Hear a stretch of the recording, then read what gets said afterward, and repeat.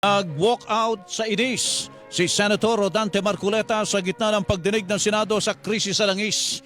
Nangyari yan ang kwestiyonin ni Marcoleta ang Department of Energy sa trabaho nito na i-monitor ang presyo ng langis na biglang sumirit kahit na mayroong pang lumang inventaryo o murang inventaryo ang mga kumpanya ng langis. Tanong ng Senador, bakit hinayaan ang taas presyo at bakit kailangan na ipasa ang bigat sa mga motorista? Ipinunto naman ng Department of Energy na ang taas presyo ay para sa pambili ng panibagong supply ng langis na mas mahal ng bibilhin ngayon sa pandaigdigang pamilihan. After 2 weeks, 110 na nga ang ginamit eh. So inventaryo pa rin ang ginamit. How did you justify that?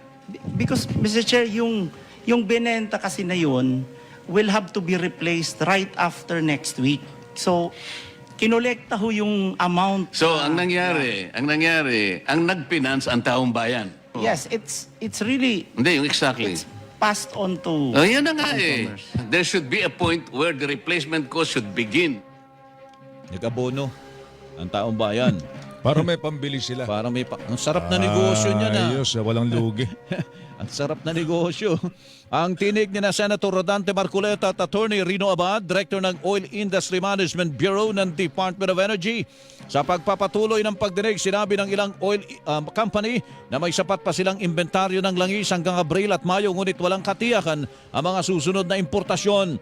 Patuloy umano ang hamon sa pagkuha ng crudo at finished petroleum products, lalo't na hinto ang replenishment dahil sa pagsasara ng Strait of Hormuz.